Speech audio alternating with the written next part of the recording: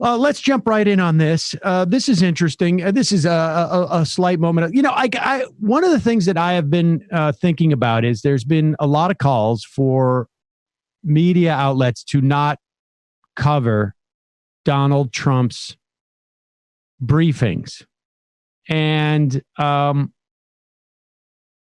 particularly, TV ones, so that it can't be a TV show, so that he can't have the opportunity of having this sort of like free rally every day, because it's not as if the information he's giving has any value.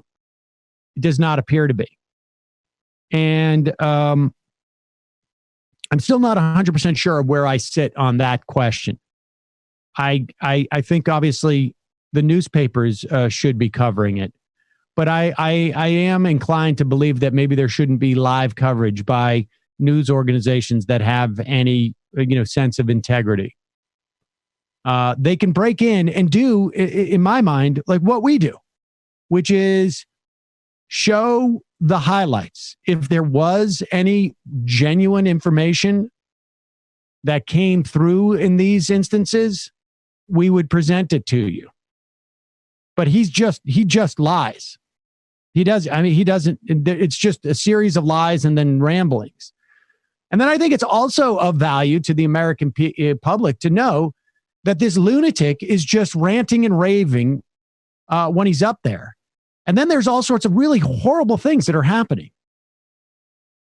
We sort of like starting to piece together the story of, and we were talking about it quite a bit a week or two ago, when it was clear that what the U.S. government was doing was sourcing stuff overseas, flying it into the country, and then giving it to private distributors, not to distribute it because they have the resources in which to reach and the supply lines already existing, but basically to say, like, you can auction this stuff off.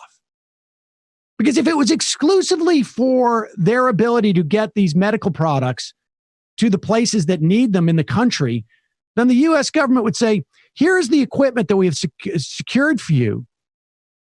You put this out there because you have the supply lines. You can make a 4% profit on it, a 5% profit on it, or, show us what your normal profit is and we'll give you 3/4 of that.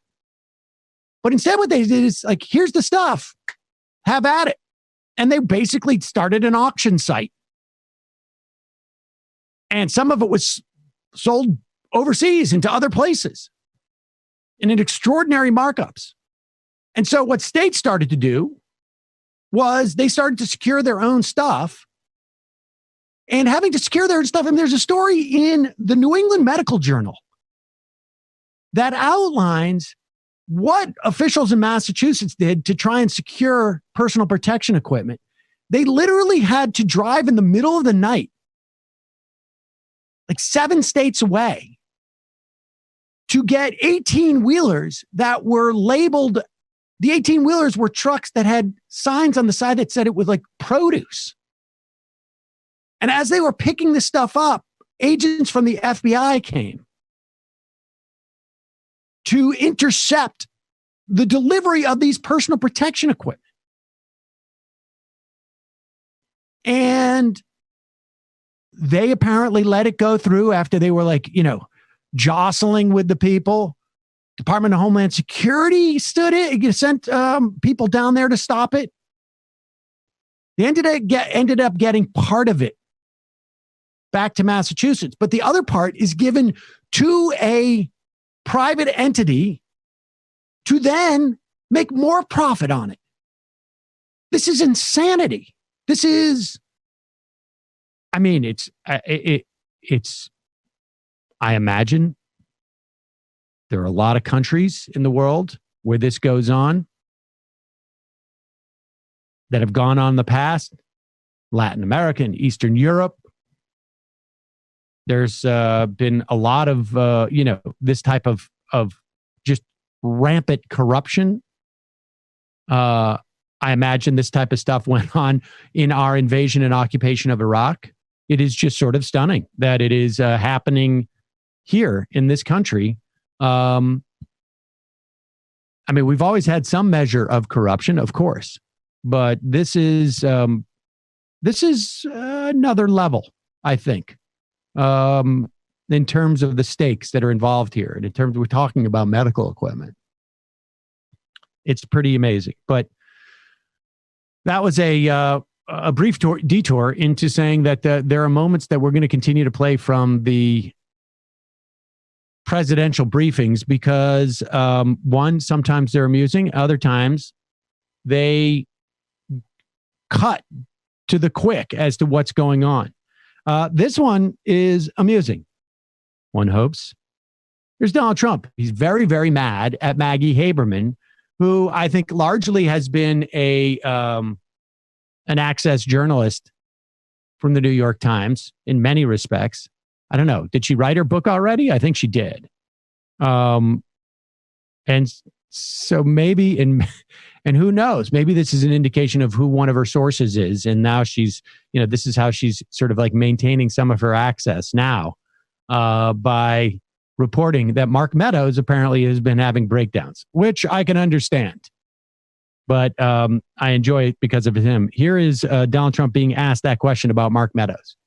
Real information and responsible and thoughtful dialogue from their elected leaders and from the media. The media's been some very honest, but some very dishonest. You know that. I mean, I even read a story where Mark Meadows, this tough guy, he was crying. This was Maggie Haberman. She won a Pulitzer Prize for her coverage of Russia, but she was wrong in Russia. So was everyone else. They should all give back their Pulitzer Prizes. In fact, it turned out that the crime was committed by the other side. The crime was not committed by this side. It was committed by the other side, a bunch of bad people.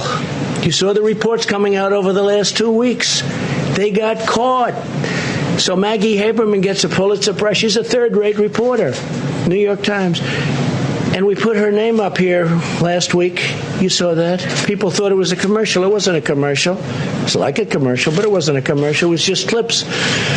And because we exposed her as being a bad reporter, what happened is she came out and said, Mark Meadows was crying, and they made it sound. I said, Mark, and it's okay if he did. I wouldn't, look. But I think he was crying probably really for the wrong reason. They had it down. But he's not a crier. And if he was, I've known criers. I could tell you people that that are very famous. They cry, and that's okay too. But it was a nasty story in so many ways. It was fake news. And she only did it because we exposed her for being a terrible, dishonest reporter. She is. I've known her for a long while. I haven't spoken to her in a long time. I made the mistake. I take a picture with her at the desk a long time ago. Every time she does a story, if I say, I haven't spoken to her in many, many, many months, maybe years. I don't speak to her. She's fake. A lot of people are fake. A lot of people. We get a lot of fake people. But what happens is she writes this story as retribution, puts it in the New York Times, and the New York Times is a very dishonest newspaper. Okay. I have a lot of thoughts about this, but one of which is this is why it's not really a briefing about coronavirus. Because he's spending his whole time trying to attack a reporter for reporting. And I can't tell if he took this opportunity because he really wanted to knock Mark Meadows. It'd be like the equivalent of I know there's a lot of stories out there about, Matt huffing glue, and it's okay, but it's not true. Matt huffing glue. They say Mark Meadows wears the diaper too, but I haven't seen it. And even if he did, people wear diapers. Adults wear diapers. It's true. It's true. I see bulkiness around his pants, but that doesn't mean anything. It could mean something, but it's not true. Maggie Haberman is trying to reinforce toxic masculinity on Mark Meadows by making fun of him when he cries. Let men cry. Oh my God. Such insanity.